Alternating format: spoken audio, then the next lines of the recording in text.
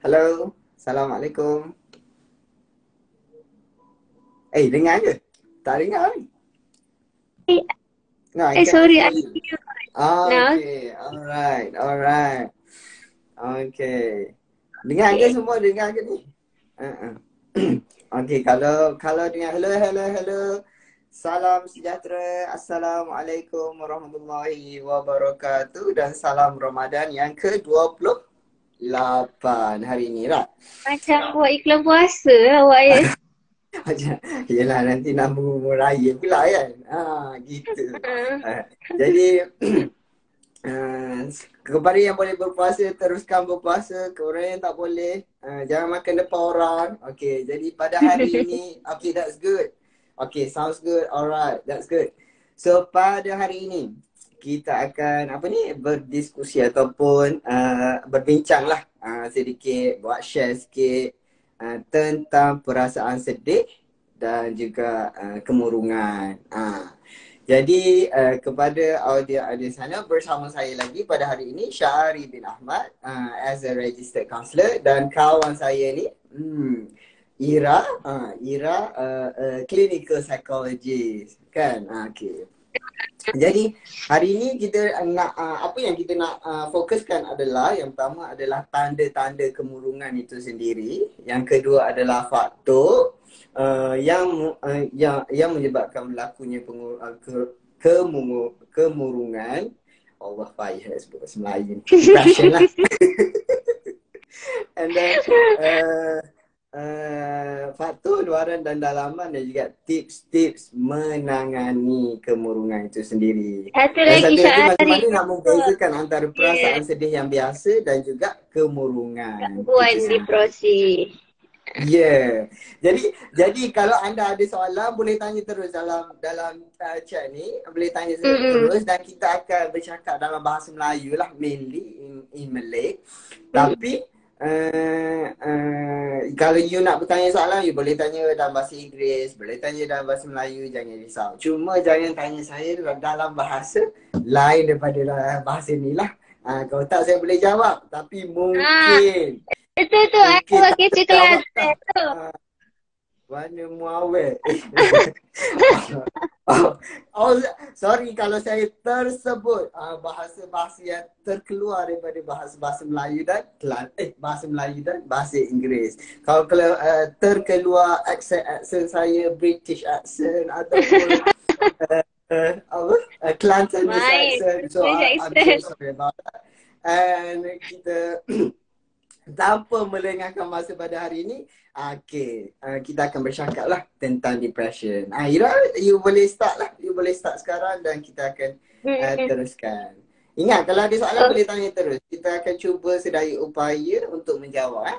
Dan kenapa nak cakap pasal sedih ni? Nak raya cakap pasal sedih tau. Ada juga yang bertanya sedemikian.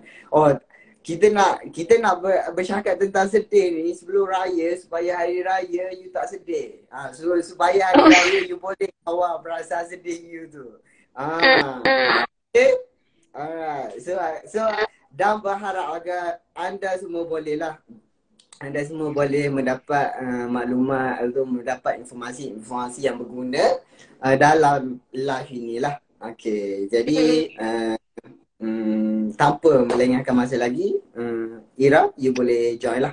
You boleh join. You boleh Saya pun dah join dah Syahari. berbicara tentang kemurungan. Nervous ke tu? Nervous ke tu? Tak ada. Alright, boleh teruskan Ira. Right. So, bahkan kita hanya ada 1 jam saja sampai pukul 1. So, jomlah kita tak perlu nak membuang masa. Okay, so kita nak bercakap hari ni tentang perasaan sedih ataupun rasa murung. Okay, macam Syahari cakap lah, kenapa kita kena cakap nak raya ni kan? Kenapa nak kena cakap pasal rasa sedih? Kenapa nak kena cakap pasal rasa murung? Okay, so basically the reason kita orang pick this topic sebabnya it's quite common. Kan Syahari, macam sebelum ni kita dah pernah cakap tentang apa tu kesihatan mental secara general. Lepas tu kita bercakap pasal anxiety. Anxiety pun quite common kan. Sekarang banyak isu on panic attack. So we have addressed that last week kita bercakap in Chinese version, and the minggu sebelum tu kita cakap in Malay version lah. So hari ni kita go to another topic, another issues yang quite biasa juga terjadi, which is depression lah. Tapi macam mana kita nak kenal sama ada itu adalah depression yang associate dengan masalah kesihatan mental, ataupun itu adalah cuma perasaan sedih. Sebab we have to bear in mind, kalau when we talk about depression, it also involve a feeling of sadness. Ada rasa sedih. Jadi macam mana kita nak differentiate kan, ini sedih depression, atau sedih yang grieving, atau sedih yang is a basic emotion of sadness. Sebab kita kan ada five basic emotions yang kita ada. Kita ada marah, kita ada sedih, kita ada gembira, lagi kita ada apa. Kalau biasa siapa tengok Inside Out punya movie, we have that five basic emotions. Itu pun, I mean that sadness is part of our basic emotions. Tapi macam mana it can go up to a depression level. Okay, so untuk mengenali tanda-tanda depression, so let's start with tanda-tanda depression lah. Okay, so apa tu tanda-tanda depression? Okay, so saya suka divide pada tiga kategori Syahari. So yang pertama, yang pertama adalah perasaan. Perasaan, yang kedua adalah cara pemikiran, dan yang ketiga adalah tingkah laku kita. Maksudnya macam perasaan yang macam mana yang menunjukkan kita dalam keadaan depression, cara pemikiran macam mana yang menunjukkan kita dalam keadaan depression, dan tingkah laku macam mana yang menunjukkan kita dalam keadaan depression. Okay? Got it? So far, faham kan? Senang kan? Okay. Senang, boleh. Faham Mira, faham. Teruskan. Okay, so kalau daripada segi perasaan tu, biasanya bila kita dalam keadaan depression, perasaan yang menunjukkan keadaan depression adalah perasaan sedih. Okay, perasaan sedih yang melampau tau. Hari-hari kita rasa sedih je. Lepas tu kita rasa kosong. Aku rasa macam aku dah tak ada apa-apa dengan kehidupan ni. Aku dah tak tahu kenapa aku nak kena hidup lagi. Dah tak ada purpose dalam kehidupan ni. Dia rasa life dia kosong lah, tak ada makna, tak ada purpose, tak ada motivation. Orang kata tak ada vision and mission. Itu rasa, itu maksudnya rasa kosong. Lepas tu dia rasa macam diri ni tak berguna je setiap masa. Semua benda yang kita buat, semua kita rasa macam aku ni memang tak berguna lah. That kind of feeling of worthlessness, ataupun feeling of hopeless, rasa macam dah tak ada apa-apa harapan dah dengan kehidupan aku ni. Aku tak tahu kenapa aku kena hidup. Aku rasa macam aku ni dah tak berguna. Aku rasa macam aku ni dah tak ada harapan lagi untuk aku buat apa-apa yang aku nak buat. Okay, itu daripada tak ada sinar dalam kehidupan tau. Ya, dah tak ada sinar dalam kehidupan. Begitu lah. Okay, so itu perubahan daripada segi perasaan kita. Kita ada rasa sedih, kita ada rasa kosong dengan kehidupan kita, sedangkan kalau ikutkan ada je purpose dalam kehidupan tu. Tapi kita rasa macam purpose ni dah tak ada makna, membuatkan kita rasa macam why should I live? Kenapa aku nak kena hidup lagi? Okay, lepas tu kita rasa kita ni seorang yang tak berguna, kita rasa kita ni dah tak ada harapan lagi. Buatlah apa-apa, memang aku tak akan pernah berjaya, aku ni memang sentiasa akan gagal. So basically tak ada harapan lah. Okay, hopeless. Dia rasa okay? Itu daripada segi perasaan. Lepas tu yang seterusnya daripada segi corak pemikiran kita. Okay, when we talk about corak pemikiran ataupun daripada segi cognition lah. Okay, bila kita dalam keadaan yang depresif, kebiasaannya kita akan mengalami kesukaran untuk untuk concentrate. Untuk bagi fokus pada sesuatu perkara. Dia bukan kita tak boleh nak buat benda tu. Kita boleh buat sebenarnya. Tapi kita tak mampu untuk concentrate. That's why it affects the performance of that task. Dan bila kita concentration ni Syahari, selalu kita associate dengan apa Syahari? Keadaan apa yang tak boleh nak concentrate ni Syahari? Syahari? Ada semacam dekat exam je kita tanya. Alah. Habis dah awak duduk kat situ, saya tanyalah soalan ni agak-agak keadaan kebiasaannya bila we talk about concentration, poor concentration, depression salah satu keadaan yang boleh yang akan ada tanda-tandanya. Macam mana nak cakap? Sorry. Ayat saya dah tergabung dah ni. Okay. Poor concentration adalah salah satu simptom depression. Tapi ada keadaan lain yang zaman sekarang biasa sangat associate dengan poor concentration, which is ADHD. Sekarang kan Syahari kalau tengok kat TikTok tu asal tak ada concentration je ADHD. Tak ada minat, senang untuk distract dengan something ADHD. ADHD. Semuanya ADHD. Sedangkan masalah untuk menumpukan perhatian boleh jadi adalah salah satu tanda yang anda mengalami masalah depression. Okay, itu salah satu cara, itu adalah salah satu simptom yang jatuh bawah cara pemikiran atau cognition seseorang yang mengalami depressive state lah. Okay, lepas tu orang yang biasanya dalam keadaan depression ni, dia orang ada tendency untuk have this kind of recurrent thoughts of death. Maksudnya dia punya pemikiran tu lebih menghala, menjerumus ke arah kematian. Okay, dia boleh jadi dalam bentuk macam self-harm, ataupun dia memang dah ada suicidal ideation ataupun pernah attempt on suicide lah. So this kind of corak pemikiran untuk orang yang mengalami masalah depression. But that's not necessarily happen lah. Ada orang yang mengalami masalah depression tapi in a mild level tak semestinya ada this kind of thoughts on death. Tapi dia mungkin meet ada kriteria of depression. Daripada segi perasaan ke, okay? Okay, yang ketiga daripada segi perlakuan pula Syahari. So untuk perlakuan orang yang ada masalah depression ni, kebiasaannya dia akan cepat senang penat, fatigue. Okay, dia tak ada buat apa-apa kerja berat tapi dia rasa macam tak ada energy, memang penat je. Dia rasa macam nak baring je dekat dalam bilik dia, duduk atas katil dia baring scrolling phone. Scrolling phone pun kadang-kadang scrolling je, mindlessly scrolling the phone lah. Tapi yang penting dia rasa dia penat.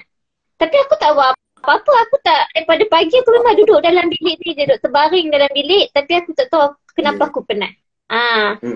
Dan yang kedua, bila kita ada perubahan daripada segi kita punya psikomotor kita. Maksudnya sama ada kita berjalan tu, dia macam berjalan macam heret kaki tau. Memang bukan malah dia macam, sebab dia macam tak bermaya, ataupun bila bercakap tu dia macam lemah. Tapi bukan lemah sebab you tak sihat ke apa ke, tapi lemah dia macam no energy. Okay, kan lemah sebab you baru lepas buat kerja berat. Okay, ataupun you boleh macam, ataupun perubahan daripada segi psikomotor ni is not dapat lambat sahaja tapi jadi terlalu laju. Jadi terlalu macam terlalu, orang kata terlalu aktif lah. Can be too. Yes. Dan satu lagi, bila kita tak ada minat untuk buat apa benda yang biasa kita buat. Contohnya lah, kita ni biasa ada hobi kan. Apa hobi you Syahari? Hobi I? I sebelum ni I suka main badminton. I suka pergi hiking kan. So hobi I. Tapi bulan puasa ni macam tak ada hobi je bulan puasa ni. I suka berpuasa, hobi I. Aduh. Kalau bulan puasa ni I suka berpuasa. Suka berpuasa, bagus Syahari. So okay, so it means that macam saya pun ada hobi saya sendiri. So macam saya, hobi saya adalah, tak apalah, tak payah cerita lah kan. Okay. So macam hobi ni, kebiasaan dia, kita masing-masing ada hobi kita sendiri sebab kita ada minat kita. So minat ni dia boleh dijadikan dalam bentuk hobi. So bila kita hilang untuk buat sesuatu perkara yang kita suka buat. Contoh macam Syahari tadi. Syahari kata Syahari suka, seorang yang suka main badminton. Kalau ada masa terluang dia akan main badminton. Tapi dari sesaat period yang rasa macam, entahlah, main badminton pun dah macam dah tak ada harap, dah tak ada purpose dah untuk aku main badminton ni. Aku rasa boring dah main badminton. Actually dia bukan boring tau. Dia memang macam, memang dah tak ada minat, hilang minat langsung untuk main badminton ni. Sedangkan that thing yang you suka buat, that other thing yang dah jadi you punya hobi. The reason you jadikan dia hobi sebab you find it interesting for you. You find it macam pleasurable for you to do. Tapi bila dalam keadaan depression, benda tu semua macam dah tak ada makna dah untuk you. So you jadi untuk buat benda-benda macam tu. Lepas tu salah satu lagi adalah bila you ada masalah untuk tidur, insomnia ataupun hypersomnia. So bila dalam keadaan depression, it's normal kalau you ada masalah untuk tidur, it's either you tak boleh tidur langsung ataupun terlebih tidur. Kita biasa, I mean as a normal human being lah Syahari, berapa tidur yang kita sepatutnya dapat Syahari? 7 jam. Saya share sikit. 7 jam. Okey lah, baiklah anak murid 7 jam lah. Okey. 7 jam is macam apa orang kata cycle untuk tidur tu yang berkualiti lah. Tapi someone yang depression ni kira 7 ke 8 jam. Tapi someone yang depression ni ada kemungkinan dia tak boleh nak tidur langsung. Tak boleh nak tidur langsung ataupun dia punya kitaran tidur dia tu terganggu ataupun dia terlebih tidur. Kita bagi kita kata 7-8 jam ada tidur sampai whole day. Sebab itu je yang dia rasa aku boleh buat. Dia nak duduk dalam bilik, dia nak baring atas katil, dia nak tidur je. Itu tanda-tanda jugalah. Dan satu lagi bila kita perasan ada perubahan daripada berat badan kita, sama ada dia menurun secara mendadak atau menaik secara mendadak. Sedangkan kita notice kita ada kita punya orang kata apa, appetite tu terganggu juga. Maksudnya it's either you overeating ataupun you kurang sangat makan. Maksudnya biasanya you makan kalau ambil nasi tu 1 mangkuk nasi lah yang normal tu kan. Tapi mungkin dah start ambil macam 3 suap je dah. Just untuk orang kata tak lapar je. Tapi nak kata kenyang boleh tak? Kan? Minimum lah, so, very minimum. Yes, very minimum. So maksudnya daripada situ kita boleh nampak appetite you dah ada perubahan. Sama ada terlebih makan ataupun memang sangat berkurang. And bila kita kurang makan tapi berat badan kita naik. Biasa tu kan jadi ke? Kan memang biasa ke memang luar biasa tu? Tak makan tapi berat badan naik. Cik komen sikit. Siapa yang ada pengalaman? Saya memang tak ada pengalaman. Saya memang macam ni lah badan saya. Syahri ada pengalaman ke? Tak makan tapi berat badan naik? Jarang berlaku pada saya lah. Jarang berlaku Jarang berlaku. So bila kita nampak perubahan daripada segi berat badan ni pun, itu adalah salah satu tanda juga yang kita mungkin mengalami masalah depression lah. Okay, so basically itu adalah tanda-tanda kesihatan, tanda-tanda masalah depression yang kita boleh tengok, which is daripada 3 perspektif. Yang pertama daripada segi perasaan, ada perubahan daripada segi perasaan kita, ada perubahan daripada segi cara pemikiran kita, ada perubahan daripada segi tingkah laku kita. So kalau sesiapa nak share tentang any simptom yang you rasa dia macam simptom-simptom dalam keadaan sedih, then feel free to share dalam our chat box here. If you feel comfortable to share lah. Kan? Ya, betul. Dan kita cubalah tengok kan macam mana. Ya, betul. Berat badan tadi kan Ira, berapa kilo ni kalau kita macam nak tahu dia mendadak ke tak kan. Biasanya apa yang saya tahu lah, based on what I know, dia plus minus 5 kg.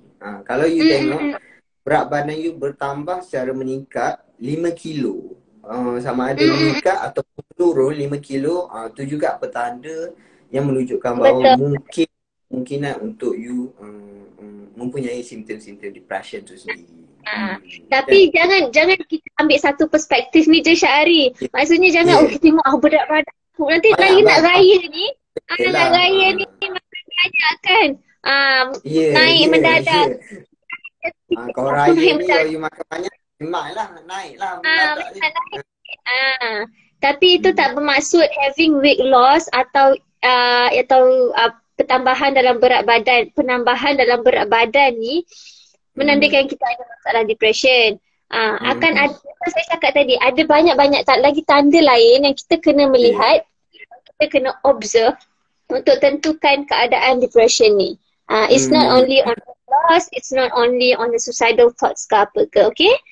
Yeah. Alright, Syah. Betul. So, I rasa macam ada few soalan.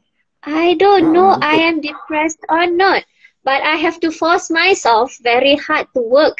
And whenever I found it very tired, bored, stressed, I eat a lot and non-stop.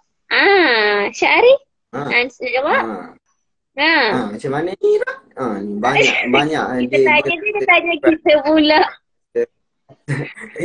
Dia rasa macam apa ni, terpaksa untuk ya, ini adalah salah satu simptom, dan ini adalah salah satu simptom depression. Tapi kita kena tengoklah macam mana how it affect your functioning itself, how it is affect your functioning.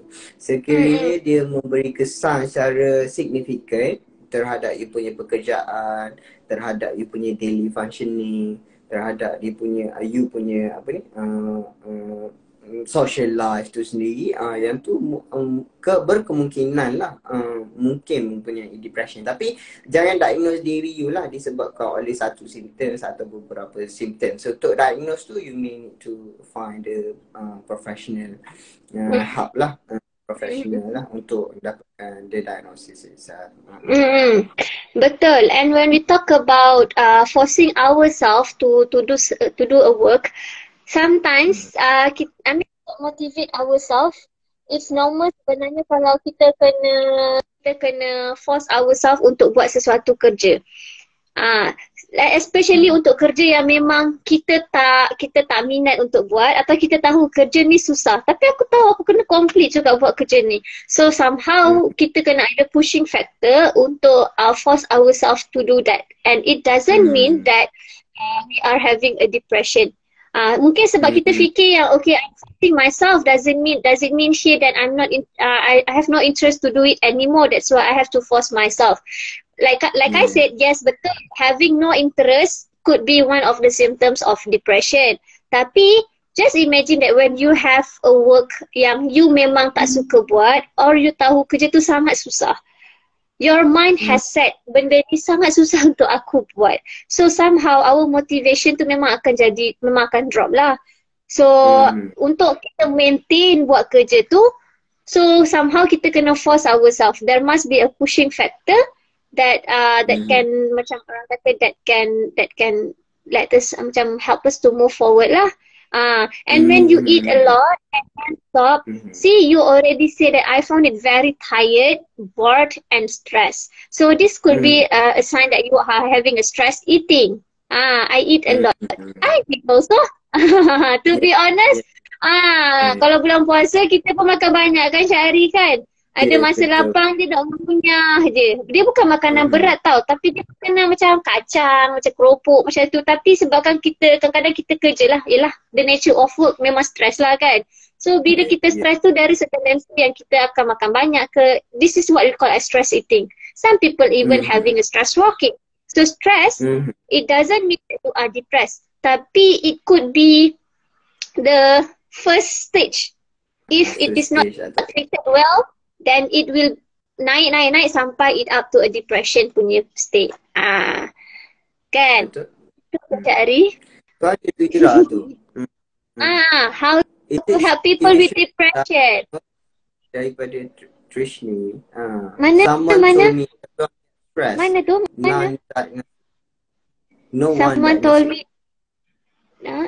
Someone told me everyone gets stressed. No one that okay.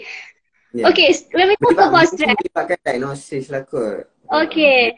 So does it mean here you are saying that everyone can get stressed?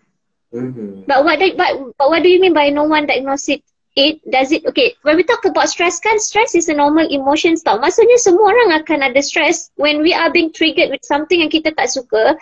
Contohlah event tu kita bukan benda yang kita minat. So bila kita kena deal with that, of course dia akan naikkan kita punya stress level. So it's normal for you to feel stress, tapi in order for you to get a diagnosis of depression, benda ni kena go to thorough punya assessment and it needs to meet certain criteria. Then you can diagnose that as a depression. Tapi here having stress does not necessarily mean that you are having a depression. Okay? Yeah. And I also I nampak soalan ni, how to help people with depression. Okay, Nurul, I guess that we will answer your question later, but we will talk about this, how to help yourself or to help other people who are struggling with depression. Okay? Yeah. Okay.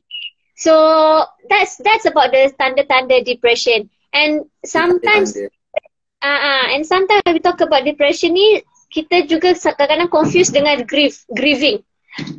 So grieving ni adalah kita punya both sebenarnya di similarities kita boleh nampak adalah both berkaitan dengan rasa sedih. Okay, tapi depression ni adalah salah satu formal diagnosis untuk mental health. Tapi grieving is not necessarily a formal diagnosis of a mental health, because it's just an intense emotional reactions towards a significant loss. Maksudnya bila kita kehilangan something atau someone yang berharga untuk kita, there is a tendency yang kita akan melalui grieving process. Tapi untuk depression does not necessarily mean yang ia berkaitan dengan significant loss sahaja, tapi ia boleh datang, punca-punca tu bukan sebab kita kehilangan someone atau seseorang yang berharga, tapi juga lebih kepada ada faktor lain. Nanti Syahari akan share lah apa dia faktor-faktor yang boleh menyebabkan pada depression. Tapi grieving usually menyebabkan kehilangan seseorang atau something yang berharga untuk kita. Tapi both the symptom boleh jadi you akan hilang selera makan. Dalam grieving process tu atau dalam depression, you akan ada hilang selera makan, you akan ada susah untuk tidur. Lepas tu you punya perubahan mood lah. Ada sedih, ada marah, jadi senang untuk irritate dengan seseorang, contohnya macam tu. Lepas tu in terms of duration pula, kalau grieving ni usually makin lama dia akan makin, orang kata tend to decrease lah over time. Makin lama dia akan makin berkurang. Tapi kalau depression ni dia memerlukan treatment, clinical treatment lah. So bila mendapatkan clinical treatment ni barulah boleh nampak keadaan dia improve. So someone yang depression, usually memang kita encourage untuk dapatkan professional help lah. Sebab kat sini lah kita akan bantu daripada segi macam-macam aspek. Sebab when we talk about depression ni, dia ada specific time baru kita boleh diagnose it as a depression. Kalau grieving ni memang kita akan nampak rasa sedih itu akan berkurang lah over time. Contohlah kalau kita lepas putus cinta kan, so lepas putus cinta kita hilang orang yang kita sayang, so of course kita akan melalui this grieving process. So makin lama, that's why we call it as healing kan, lepas grieving tu. So memang kita akan ada rasa macam makin lama kita akan nampak yang okay, kita dah dalam proses healing lah, makin lama makin berkurang. Alright, so that's about tanda-tanda depression and the difference between depression and also grieving. So Syahari, maybe we can share also about punca-punca atau faktor-faktor yang boleh menyebabkan jadinya depression ni. Okay Ira. Jadi untuk pengetahuan semua, dalam live ni kita hanya fokuskan kepada tanda-tanda ataupun faktor-faktor yang common lah, yang common berlaku. So we don't go every factor, so every tanda-tanda kita tak pergi secara detail lah. Kita pergi maklumat kepada orang awam ataupun untuk you mudah faham apa yang kebiasaannya berlaku. Sekiranya seseorang mengalami depresi ataupun kemurungan tu sendiri. Jadi faktor-faktor dia untuk saya akan bagikan kepada dua yang melibatkan faktor dalaman dan juga faktor luaran. And then untuk faktor dalaman ni, there are lots of factors lah sebenarnya yang boleh trigger depression itu sendiri.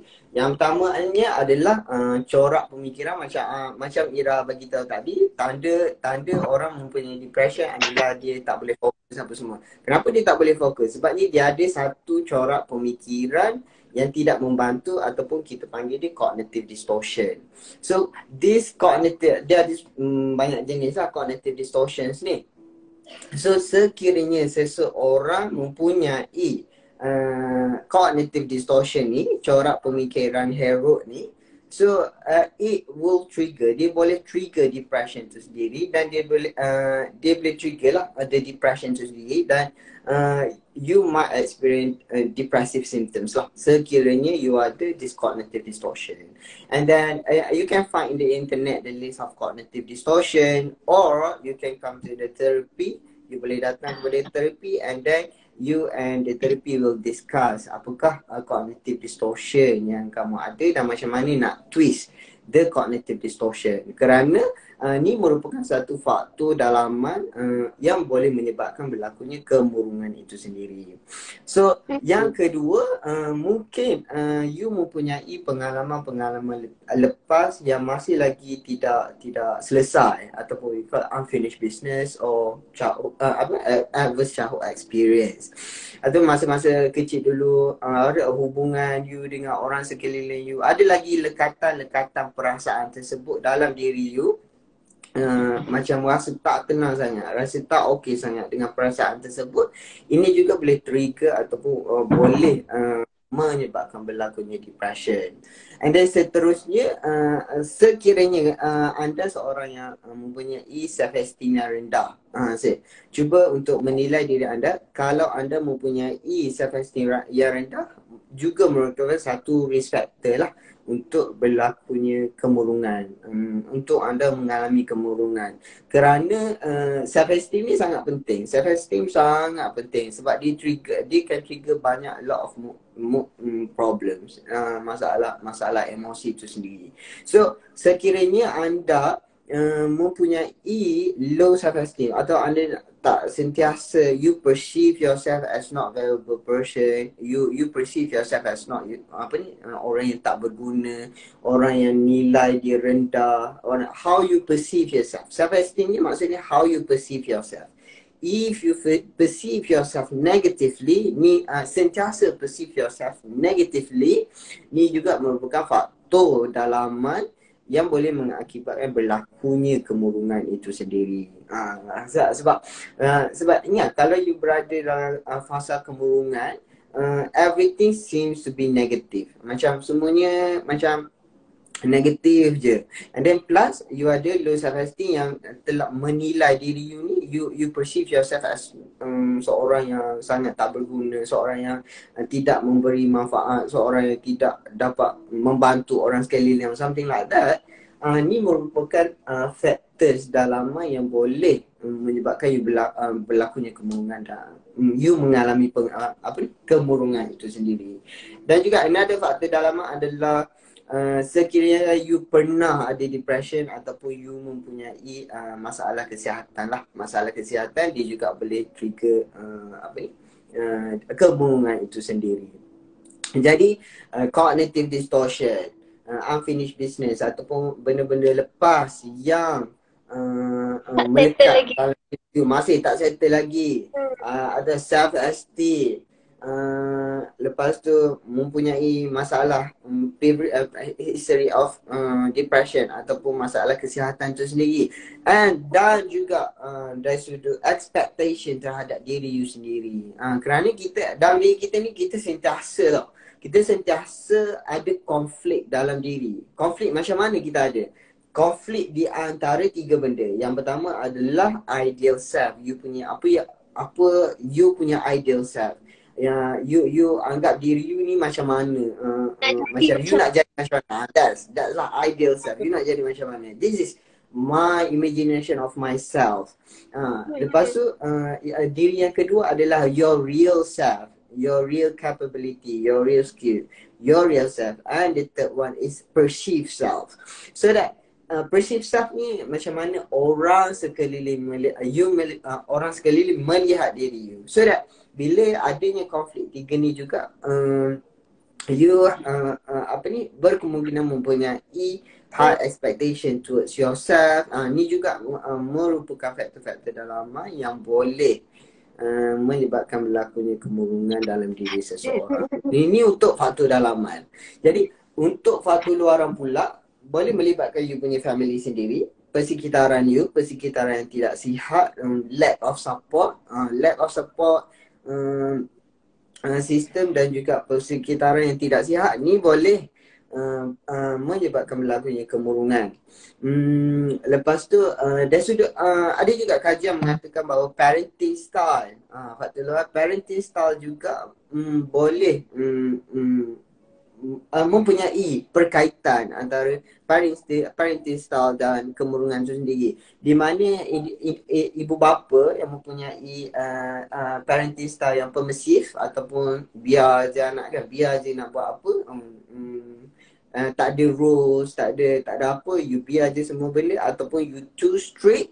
Nah, yang ni mempunyai korelasi atau berkaitan yang positif dengan kemurungan.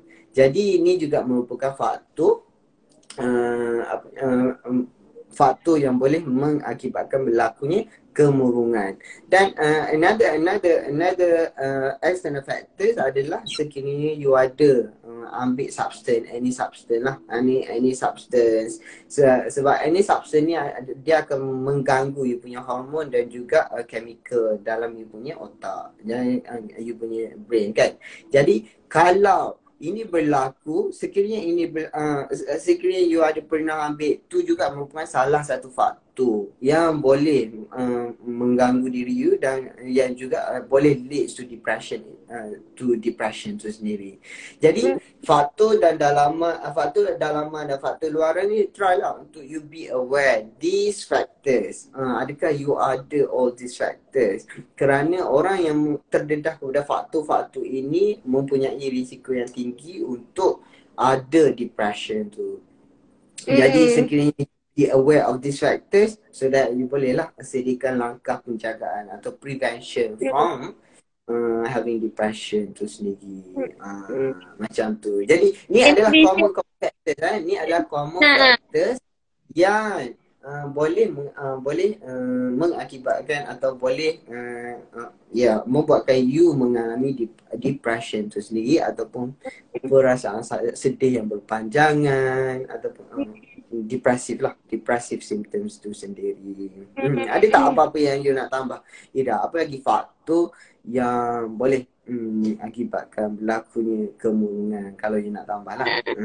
I rasa apa yang Syahari cakap tu dah quite comprehensive juga lah untuk we talk about faktor-faktor ataupun punca-punca. Tapi the reason kita up about the faktor-faktor atau punca-punca ni sebab like Syahari cakap lah, precaution is better than cure kan? Pandai lah. Baru neuron ni bersambung. Precaution is better than cure. At least kalau kita tahu apa faktor-faktor yang boleh menyumbang pada keadaan depresi, so it's good kalau kita dapat take note. Sebab I believe that everyone have their own past experience dan kita masing-masing dah struggle before we come into the present. So past experience ni, ada yang best, ada yang tak best. So bila benda yang tak best tu, this is what we call as unfinished business here. Unfinished business because of anything in the past yang still tak settle, yang kita bawa sampai sekarang. Yang kita biasa dengar adalah, saya bagi contoh ya, yang kebiasaan yang kita dengar adalah contoh bila melibatkan keluarga yang parents dia bercerai. So mungkin ada things yang seorang anak tu simpan pada mak ayah dia dan benda tu tak settle lagi, dan bila dia sampai ke present dalam dunia sekarang, so mungkin dia ada perasaan resentment feelings toward the parents ke, contohnya macam tu. So this kind of resentment feeling also somehow boleh trigger kita untuk rasa sedih tentang kehidupan sendiri. Kenapa kehidupan aku tak macam kehidupan orang lain? Kenapa parents aku tak macam parents orang lain? Kenapa aku kena being abused dulu, contohnya dengan parents aku atau dengan sesiapa sajalah orang yang kita rasa macam our past experience tak best dan benda tu tak settle lagi dan kita dah live in the present.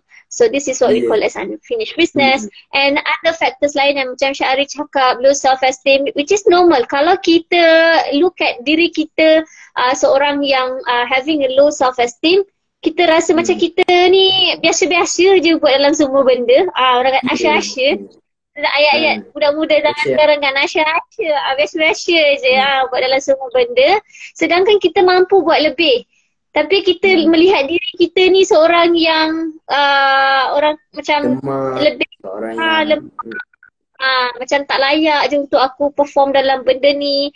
So benda tu boleh trigger kita punya rasa kosong dalam kehidupan, boleh trigger rasa hopeless dalam kehidupan. So this is all the symptoms of depression lah.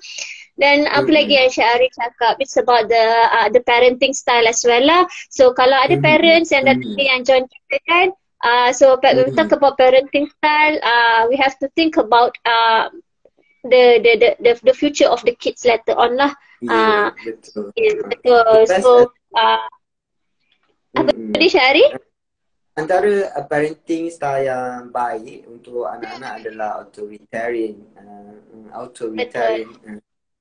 parent. So that boleh boleh research. Kalau anda ada anak-anak, macam mana nak nak asuh anak-anak, boleh guna cara tu. Dan jangan terlalu strict juga, jangan terlalu linear dengan betul. Mereka kalau terlalu linear mungkin mereka tidak boleh buat keputusan sendiri. So that bila dia tak boleh buat keputusan sendiri, and then they started to feel bad about themselves. It leads a lot of things lah. It leads to many negative things lah. Betul. So that's about parenting style. Sorry. That's about parenting style. Like apa yang Syahri cakap, unfinished business is done, then the traumatic events. Kalau kita ada experience the traumatic events lah sebelum ni, so benda tu pun boleh lah trigger the depression level. So that's about punca-punca kan Syahri. Okay. Faktor lah. Antara faktor ni banyak. Dia faktor ni kalau banyak faktor, dan there's no absolute factor. Tak adanya faktor yang mutlak atau satu faktor disebabkan ni aku ada depression. Tak ada macam tu. Dia disebabkan banyak faktor lah. Banyak faktor yang berlaku. Jadi yang tu oleh disebabkan banyak-banyak faktor ni lah berlakunya depression. That's why depression is not a simple thing lah. Bukannya benda-benda yang sangat mudah ataupun benda yang simple untuk kita pandang kan, sebab dia a lot of factors involved kan, banyak sangat yang perlu dinilai dan juga perlu dibaiki, perlu ditambah baik lah untuk ini. Okay. And Syahri, I notice ada satu komen ni daripada Ku Yusof. Dia kata, we can also gauge the severity of depression. Contohnya, does it affect the activities of daily living, social, occupational, etc.? Yes, that's true. So basically, this is our the third thing yang kita nak discuss lah, which is how to differentiate between rasa sedih dan memang betul itu adalah gangguan depresi. So salah satunya adalah bila melihatkan kita punya daily functioning kita punya daily functioning dalam kerja, dalam social, dalam perform kita punya role as a human being. So bila kita ni dah tak suka nak socialize dengan orang, kita dah jenis nak duduk sorang-sorang, nak duduk dalam bilik, dalam rumah je, tak nak keluar pergi mana-mana, nak duduk je atas katil, nak tidur. Itu je yang kita nak. Lepas tu kita patut pergi kerja pun tidak. Kalau pergi kerja pun tidak, socialize dengan orang pun tak nak. So kita nampak perubahan daripada segi kita punya tingkah laku ni, itu mungkin menandakan kita mengalami masalah kesihatan mental. Sebab kalau rasa sedih biasa ya, kita semua ni rasa sedih. Kita kena ada rasa sedih. Sebab kita at the first place, whoever we are a normal human being at the first place. We are a human being at the first place. So kita perlukan sesuatu emosi, whether it's pleasant atau whether it's unpleasant. It's either pleasant or unpleasant. So maksudnya kalau happy tu okay, kalau sedih pun okay, kalau anxious pun okay. We need that kind of emotions. Sebab kita perlukan stress, kita perlukan anxious untuk kita move forward. Kita perlukan sedih untuk kita move forward tu. Kita perlukan happy tu. Bukan bermaksud kita nak yang happy semua, tak.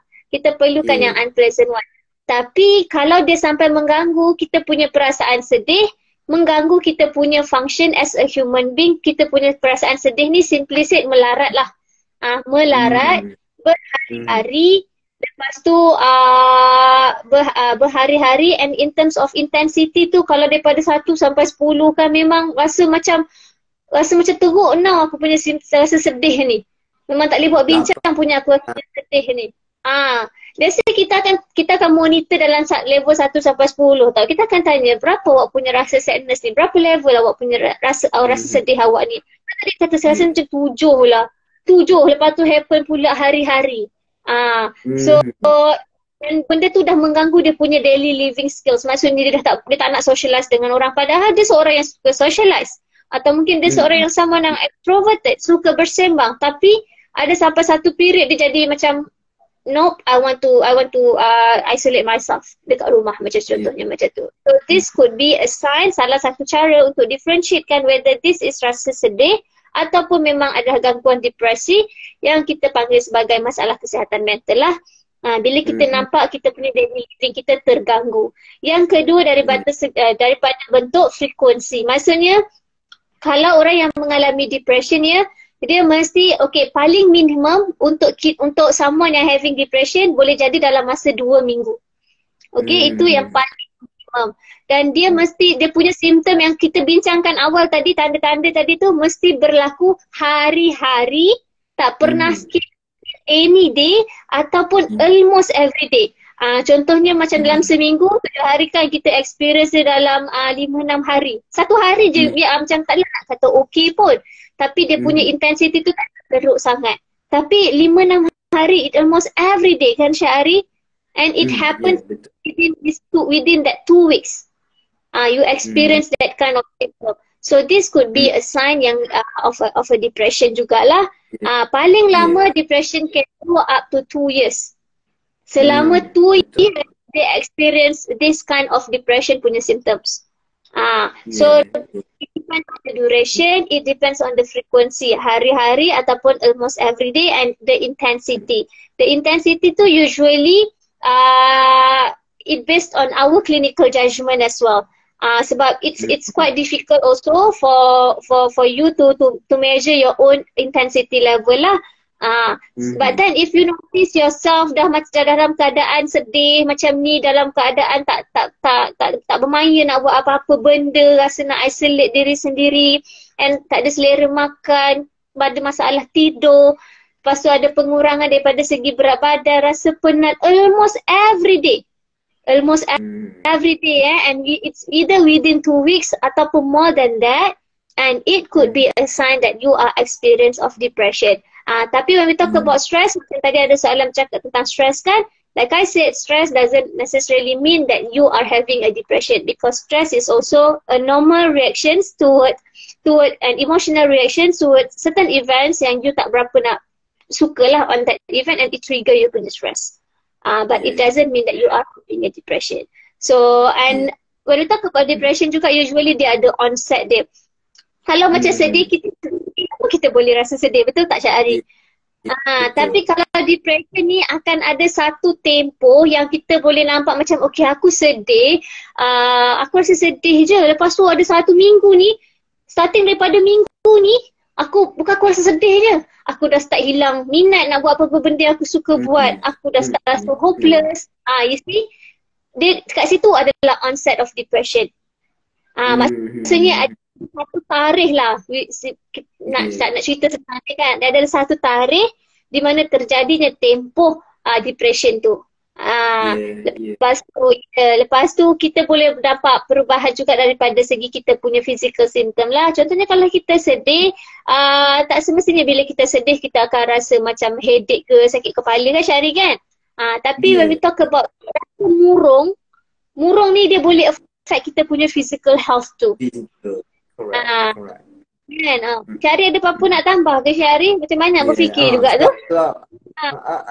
Saya banyak juga clients yang memang bina depression, dia akan mengalami something to your body. Some people rasa ada yang sakit kepala, ada yang rasa numb dekat muka, dekat badan dia rasa numb, ada juga. So physical symptoms tu berbeza lah, setiap orang berbeza, tapi you feel something different jugalah in your body. Tu juga merupakan inilah macam early sign lah untuk you dapat up tu sendiri. Kalau you mengalami. There is a question that asks, how bad can untreated depression be? Okay, Syahari, how bad untreated depression can be, Syahari? Okay.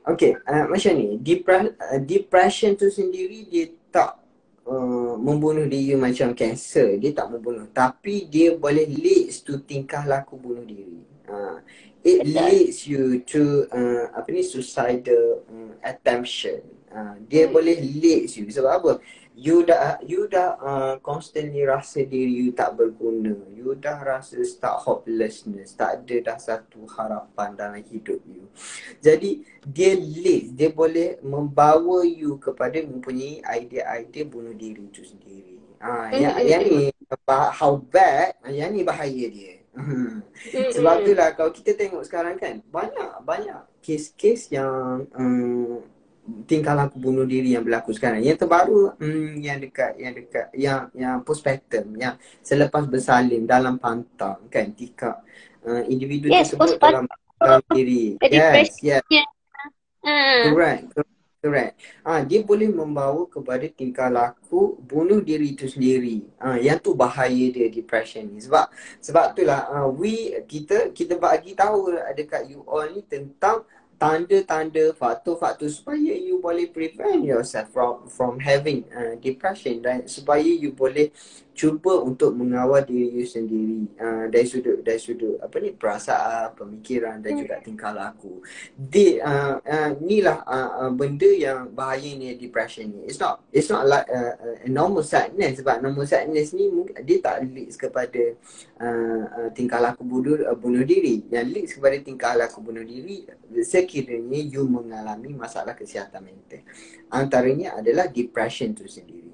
So bila you depressed, and then you akan perceive yourself ataupun banyak benda-benda yang you menganggap bahawa diri you tak berguna, tak ada harapan dalam hidup, there's no future. Macam tu dah tak ada dah sinar. Macam tu. So bila tak ada, itulah yang boleh membawa you kepada tingkah laku bunuh diri. Dan this is yang kita prevent daripada berlakunya tingkah laku ni. Sebab apa? And another thing adalah you boleh involve in, kalau you depression, you boleh involve in self-harming behavior lah. Ataupun you akan cederakan diri you sendiri kan. Sebab tu orang yang mempunyai depression tahap severe, dia telah mencederakan diri dia sendiri. Dia ada self-harm. You have a tendency to crush yourself. You have tendency to cut yourself. You have tendency to basically harm yourself lah. Tumbuk diri you sendiri, cakar diri you sendiri, sampaikan berdarah, sampai macam tu. This is how bad kalau you tak treat dari awal. So that sebab itulah penting untuk kita lebih mengetahui tentang tanda-tanda awal, faktor-faktor atau risk factor yang boleh mengakibatkan kemudian itu sendiri. Betul. And when we talk about self-harm ni kan, kalau kita pernah lah berjumpa dengan someone yang pernah self-harm ni, atau kita pernah ada experience deal with someone yang pernah terjerumus dalam self-harm ataupun having a suicidal ideation ni. So basically kalau kita tanya dia orang akan cakap macam this is how I help myself. And I feel relief when I said myself. So I mean that this is the stigma yang kita macam the empathetic skills tu kena adalah untuk orang-orang yang macam ni. Sebab bukan bermaksud yang bila diorang self-harm tu diorang nak pun buat benda tu. Tapi like I said, someone with depression ni diorang dah tak nampak arah dalam hidup diorang. So ibarat macam aku dah tak ada harapan dah dalam hidup aku, lebih baik aku endkan life aku. Dia simply said macam itulah kan. So itulah cara diorang untuk calm diri diorang. Bukan diorang tak tahu benda ni salah. Diorang tahu je, tapi it's like diorang dah tak tahu what solutions that they can have untuk help diri diorang. So as orang sekeliling, it's good kalau kita let them know yang actually you know what, there are a lot of healthy coping skills lagi yang kita boleh apply together. Selain daripada this, although this is a coping skills for them, but actually this is unhealthy coping skills kan. So it's good kalau kita boleh bagi tahu, let them know that you know what, mungkin kau dah pernah cuba cara-cara lain sebelum ni tapi kau tak nampak tak berjaya, tapi it's okay. Ada banyak lagi cara lain and let's do it together. Yeah. So that they don't feel macam aku lonely, aku seorang-seorang je yang experience semua rasa sakit ni. So Kak Ari akan share what are the tips that we can do for ourselves. Boleh We lah can sebab share. kita ada sikit je masa lagi. Alamak ya je. Sikit je masa lagi. Oh, Jadi okay. kita go with the tips lah. Ni tips ni bukan macam treatment ke apa ke, tapi tips yang mungkin boleh membantu diri you kalau you sekarang ni berada di rumah, tak boleh reach out the professional help. So that ni ada antara tips yang you boleh yang you boleh guna untuk membantu diri you sekiranya you ada mengalami tanda-tanda tadi dan juga you notice ada faktor-faktor yang boleh membawa you kepada masalah depresi ataupun kemurungan ni sendiri. Yang pertama adalah be aware of your condition. Be aware of your condition meaning that you be aware of your own emotion, be aware of your own thoughts, be aware of your own behavior. You kena by quote, be mindful of these three things: your thoughts, your emotions and behavior. Sebab apa? Sometimes you tak kita ni tak aware dengan kita punya diri. Kita lebih aware tentang orang sekeliling lebih daripada diri kita sendiri. So you tengok orang tu, you tengok orang ni, you tengok sekeliling you tak tengok pada diri you sendiri. So that by looking at yourself, dengan melihat kepada diri you sendiri boleh membawa kepada satu kesedaran. So bila you ada kesedaran, it's easier untuk you manage sekiranya you manage your emotion, manage your thoughts and manage your behavior sekiranya you aware of this thing. Tu yang pertama. Yang kedua adalah jangan tinggal self-care. Yes, bila you dah start notice tanda awal tadi, start buat self care, do some aktiviti penjagaan kendiri tu. Okay, kemas bilik. It's very simple thing. It's very simple thing. Mandi, makan apa sikit, do self care. Basic thing. Buat. Yang ni kena try to force yourself untuk buat walaupun you melihat ianya tak bermakna ataupun there's no function for me to do it. Just do it. Sebab apa? Sebab this thing akan membantu you bila you cuba untuk buat self care ni, dia akan membantu untuk reduce the depressed feeling tu sendiri. And then yang ketiga adalah cuba untuk sediakan sekarang, bermula dari sekarang walaupun you tak ada lagi, cari coping skills you. Cari list of coping skill. Cari. Dalam internet ada macam-macam 100 list of coping skill. Cubalah satu-satu and then you cari yang mana yang sesuai dengan diri you sendiri. Coping skill ni apa? Coping skill adalah satu perkara, satu benda yang bila you buat, you rasa lebih tenang, you rasa lebih selesa, you rasa lebih happy. This is coping skill. Kalau you buat benda ni and then dia macam tak jadi, cuba benda lain. Dia tak jadi lagi, cuba benda lain. Cari sampai you jumpa satu benda yang bila you buat, you rasa a little bit better. You rasa lebih baik sikit, walaupun sedikit, cuba. Sebab apa? Sebab kita tak tahu, sebenarnya kita, kalau without exploration, kita tak tahu apa sebenarnya coping skill yang sesuai untuk diri kita. Sebab setiap orang dia berbeza dari sudut coping skill dia. Mungkin bila I main badminton, I feel happy. Tapi for another person, dia main badminton and dia tak feel happy. And contoh, kalau I depressed, I main badminton, I dah tak rasa happy. So that time, try to explore another thing yang even though it's a small thing. Cuba saja, buat saja. Buat saja tanpa you tanpa ada dalam kepala you okay, aku buat ni tak jadi, so I tak perlu buat dah. Tak, bukan macam tu. You cuba untuk buat walaupun dia tak jadi, bermaksud mungkin coping skill tu dah tak sesuai dengan you masa tu. Jadi cuba benda lain. Cubalah. Sebab tu you kena sediakan list of coping skill tu sendiri. Sebab bila you sediakan list of coping skill, okay, kalau you tak dapat yang ni, okay, you pangkar. And then cuba yang ni pula, pangkar. Mana tahu dalam percubaan tu ada yang you, bila you buat benda ni, you rasa lebih okay sedikit. Yang tu, cuba buat benda tu. Kena ada list of coping skill tu sendiri. Yang ketiga adalah cuba amalkan relaxation exercise. Relaxation exercise akan membantu badan you untuk regulate normally. Untuk otak you bring activity you normal, untuk you punya body bertindak balas terhadap sesuatu jadi normal. Sebab memang kajian mengatakan bahawa bila you practice relaxation exercise, it will help improve your depressive symptoms, mood tu sendiri. Dia akan membantu. Soalnya bila you can relax yourself, you boleh jadi more present person, you can be more mindful. So bila this thing happen, it will help you to improve your condition. So that antara relaxation yang you boleh guna, cara relaxation yang pertama adalah you boleh guna box relaxation exercise. You boleh cari dalam YouTube, you tulis box relaxation exercise, dia akan keluar. Ataupun nanti mungkin kita boleh put link dalam kita punya YouTube era kan. Kita boleh put link some relaxation exercise. You can carilah dalam YouTube pun ada. Ataupun you boleh juga practice 4, 7, 8, 4, 7, 8 punya exercise. Breathing exercise, deep breathing exercise. So that this breathing exercise atau relaxation teknik ni akan membantu diri you untuk mengurangkan perasaan tense sangat dalam kepala, sangat rasa tepu, rasa tak selesa, dia akan mengurangkan. Memang buat sampai jadi.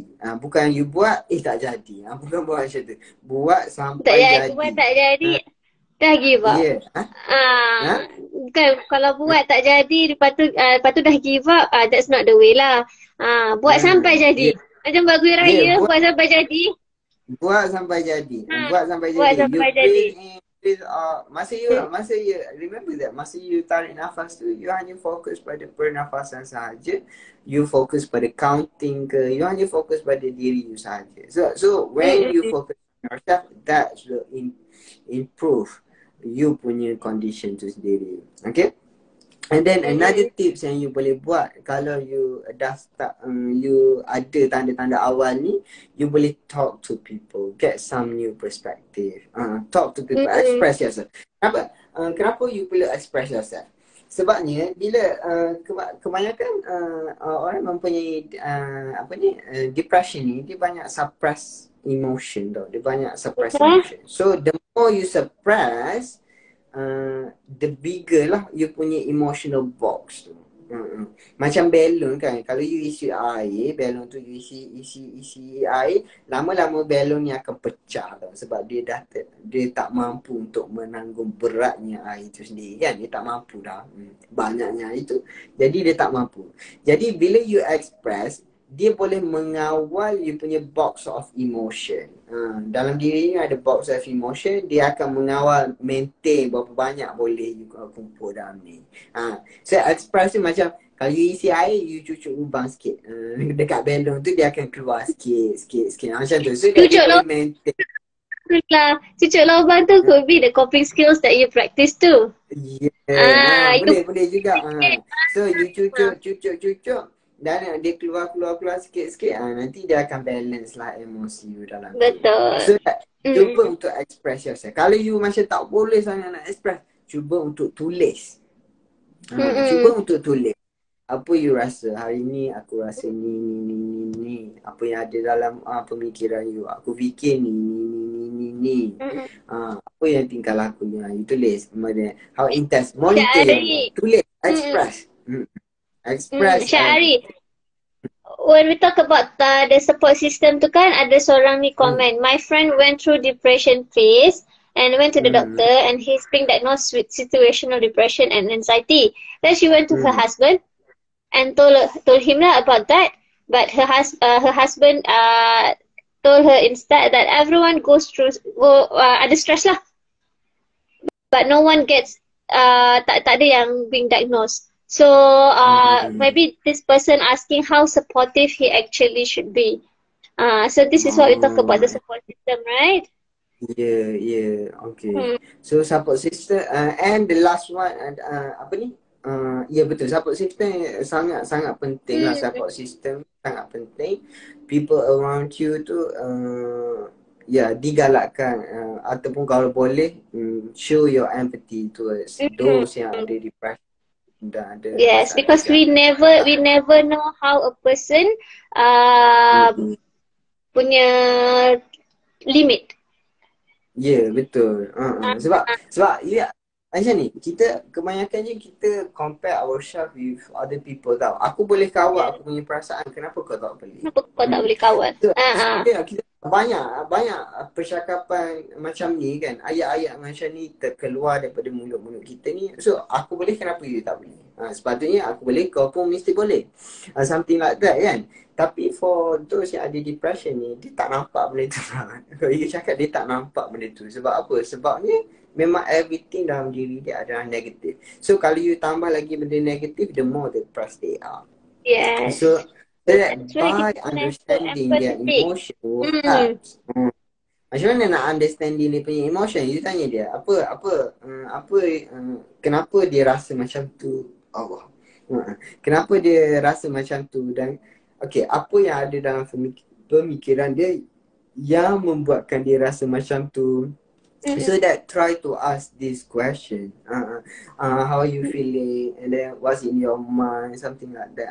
You boleh tanya all this question dan dia boleh membantu untuk diri dia. Sebab depression ni kita orang sekeliling you boleh support, tapi untuk dia pulih daripada depression adalah dalam diri dia sendiri.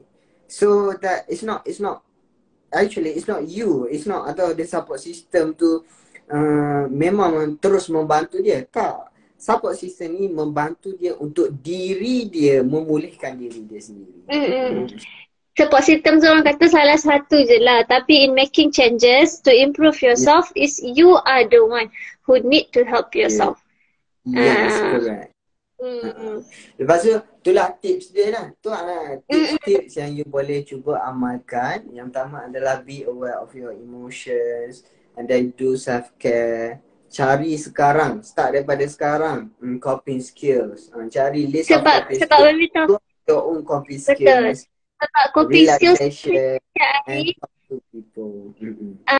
Sebab coping skills and relaxation techniques and self-care ni does not necessarily kita kena guna masa kita dalam keadaan depression. We can use it in any time. And who knows that coping skills one day could become your hobby. Betul. So try to practice daripada sekarang. Macam itulah. And then kalau you dah try tips-tips ni, you dah try tips-tips ni and then it's not working out. Tak mau juga. Kalau tak jadi, datanglah to psychology center ataupun berjumpalah dengan kaunselor ke, dengan clinical psychologist ke, ataupun dengan psychiatrist ke. You boleh jumpa professional mental health practice. Untuk kalau you dah try tips-tips ni tak menjadi, cuba pergi jumpa. Sebab when we talk about depression ni, Syahri, it's not only macam tadilah tips tu, self-care tu semua, it's not only about that. Sebab kalau macam kalau kita tengok tanda depression ni kan, dia dah suka bawa diri dia sendiri, nak duduk seorang-seorang, semua dia suka isolate diri sendiri. So kita memerlukan certain techniques untuk activate balik kita punya behavior kita supaya kita punya tingkah laku tu jadi lebih improve. Macam contoh ada masalah tidur atau masalah daripada segi poor appetite ke, ataupun rasa penat, rasa tak ada energy, rasa hilang motivasi. So ini kita panggil sebagai behavioural terganggu, tingkah laku yang terganggu kan. So kita perlukan teknik untuk activate balik kita punya behavior macam tu. So this is what we call as behavioral activation. So behavioral activation ni usually will be guided by someone who are professional. Sebab when we talk about, sebab I suka sentence ni tau Syahri, when I help my client to understand about depression ke anxiety ke, bila kita dalam keadaan depressed, bila kita dalam keadaan anxiety ke, our brain is actually trying to protect us. Tapi macam mana dia trying to protect us? Dia bagi tahu kita lah, okay, kau dalam keadaan tertekan kan, okay, so kau nak rasa selamat kan, okay, kau pergilah cuba ham diri kau. Kau nak rasa selamat kan, kau cuba isolate diri kau atau kau avoid situasi tu, then you will feel better. So bila kita buat behavioral activation, it's like we release our dopamine level, our dopamine punya our dopamine lah dalam brain kita. Kita ada satu, that's what we call as neuron kan, Cik Ari kan, dopamine, it's not neuron. Neurotransmitter. So in our brain, dopamine ni yang kawal rasa emosi gembira. So bila keadaan dalam depression, our dopamine level kita tu memang sangat-sangat kurang. So bila kita buat behavioral activation with the help of the therapist, so kita naikkan balik, kita tambahkan balik kita punya dopamine level, so that instead of feeling sadness, instead of feeling empty, instead of feeling hopeless, kita ada juga rasa gembira. Datanglah balik motivasi tu, datanglah balik energy tu. So, itu daripada segi behavioral activation. Yang kedua, terapis juga akan bantu daripada segi cara pemikiran kita. Macam Syahri cakap tadi, someone who are depressed, cara pemikiran diorang berbeza. Lebih ke arah yang negatif. So, dengan adanya terapis, dia membantu untuk seseorang tu melihat macam mana nak tengok sesuatu situasi tu lebih positif. So, So, that's our role here lah. So, macam Syahri cakap, yang atas-atas tadi cuba buat tak mau juga, bolehlah datang jumpa, cari professional help. Betul. Boleh datang jumpa terapis. Ira, ada satu soalan ni, Ira. Should you stay away from trigger for depression? Perlu ke, Ira? Okay, so we talk about stay away from trigger that triggers you for depression. Okay, it depends of berapa teruknya you punya triggering tu. Okay, contohnya kalau triggering yang menyebabkan you depressed adalah melibatkan abusive contohnya, then it's good kalau you dapat satu tempat perlindungan. Sebab how you can help yourself if you keep being abused. It's either mentally abused, it's either physically abused or emotionally abused. Okay, so tapi when we talk about stay away from triggering ni kan, and it's good sebenarnya kalau kita dalam keadaan nak recovering diri kita, we find a better spot lah untuk kita recover diri kita. Tapi we have to be aware that when we talk about stay away from triggering, kalau it's about situational, macam situasi tu yang menyebabkan kita depressed ataupun seseorang tu yang buat kita depressed, we have to know that when we talk about persekitaran and when we talk about other people's behavior, it's something that out of our control. So sejauh mana pun you lari, sejauh mana pun you stay away, it's not about that thing. So it means that, it means macam mana I nak cakap macam I cakap lah, kalau dia melibatkan abusive, then boleh cari a better spot, tempat perlindungan untuk you help yourself with depression. Dan tapi kalau benda tu still boleh control, tapi yes, memang benda tu lead you pada depression. Tapi it's not about how you stay away with it, tapi how you want to help yourself so that you don't have to run. Because lari is not the solution. So help yourself with boleh juga berbincang. Kalau you datang terapis, boleh berbincang macam mana manage the trigger tu. Betul. Sebab yelah, kalau contohlah kalau the depression is because of the relationship issues kan, husband and wife. So actually you can come to seek for couple therapy instead. Couple therapy kan? So it means that the triggering factors there also pun boleh being helped jugalah. Kan? Alright.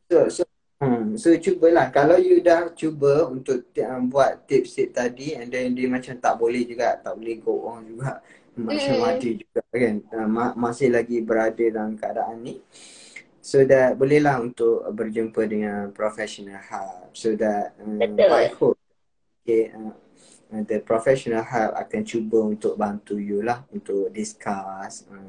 Dan bila you berjumpa professional help ni, dia bukannya macam you datang satu session and then everything akan ada sinar, everything terus settle, tak depression. That's not the words lah.